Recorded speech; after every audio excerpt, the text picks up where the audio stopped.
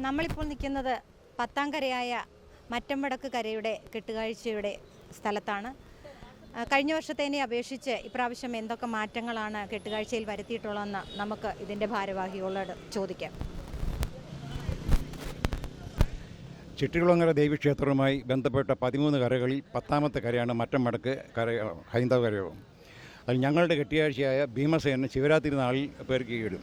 അന്ന് മുതൽ പണി തുടങ്ങി പണി നടന്നിരിക്കുമ്പോൾ തന്നെ അദ്ദേഹത്തിന് ഒരുപാട് വഴിപാട് സമർപ്പണങ്ങൾ നടക്കുന്നുണ്ട്. വസ്ത്രങ്ങൾ, സ്വർണ്ണങ്ങൾ, കാണിക്കവഞ്ചിയായിട്ട്, പിന്നെ പഴക്കൊലകൾ, ഇതെല്ലാം ധാരാളമായിട്ട് കിട്ടുന്നുണ്ട്.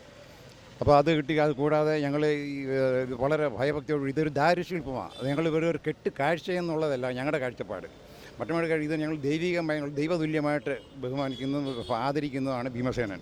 അപ്പോൾ കുംഭപ്പരണി നാളിൽ 4 മണിക്ക് ഞങ്ങൾ കരക്കാരെല്ലാം കൂടി ചേർന്ന് ആഘോഷപൂർവ്വമായി കെട്ടുകാഴ്ച ചിറ്റോളങ്ങരയിലേക്ക് കൊണ്ടുപോകും. വഴിമധ്യയും പരിപാടികളൊക്കെ കിട്ടാറുണ്ട്.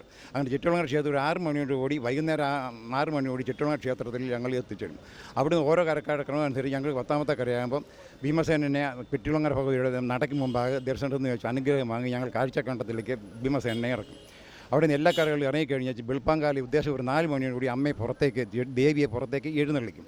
ദേവിയെ പുറത്തേക്ക് എഴുന്നള്ളി കഴിഞ്ഞാൽ ക്രമസംവരണം അനുസരിച്ച് 10ാമത്തെ കര ഞങ്ങളുടെ മുമ്പിൽ വരും. ഞങ്ങളെ അനുഗ്രഹിക്കാൻ പറ്റും. ഞങ്ങൾ വളരെ ആർപ്പുകളിലൂടെ അമ്മയെ സ്വീകരിക്കുകയും അമ്മയെ ഞങ്ങൾ വണങ്ങുകയും ചെയ്യും. അങ്ങനെ അമ്മയുടെ അനുഗ്രഹം വാങ്ങി രാവിലെ ഒരു 6-6:30 കെട്ടുകാഴ്ച തിരിച്ച് ഞങ്ങളുടെ മറ്റംവടക്ക് ഈ ആൽത്തറമൂട്ടിൽ എത്തിച്ചേരും. അവിടുന്ന് ഞങ്ങൾ യഥാസമയം ഈ കെട്ടുകാഴ്ച എല്ലാവരും കൂടെ ചേർന്ന് പഴയ സാധനങ്ങളിലേക്ക് അതാത് വഴിയിൽ സൂക്ഷിച്ച് ഞങ്ങൾ ഇങ്ങനെ വൈവിധ്യത്തോടെ കഴിഞ്ഞ കൊല്ലത്തെ അപേക്ഷിച്ച് ഇക്കൊല്ലം 4 ചാട് ഭീമൻ്റെ 4 ചാട് പുതിയതായി ഉണ്ടാക്കിയിട്ടുണ്ട്. അതിന് വേണ്ട ഇരുമ്പിൻ്റെ പണിയെല്ലാം നടത്തി വളരെ സുരക്ഷിതമായിട്ട് ആക്കിയിട്ടുണ്ട്. പിന്നെ എൻ്റെ ഭീമസേനെ ഉയർത്തുന്ന ടവർ, അതിൻ്റെ അറ്റകുറ്റപ്പണികളെല്ലാം നടത്തി വളരെ അതിന് ആയിരങ്ങൾ ചിലവ് വരുന്നു. അതെല്ലാം വളരെ എല്ലാം ബലവത്താക്കി എല്ലാ കാര്യങ്ങളും ഞങ്ങൾ കരക്കാർ വളരെ സന്തോഷപൂർവ്വമായിട്ട് മുന്നോട്ട് പോകും.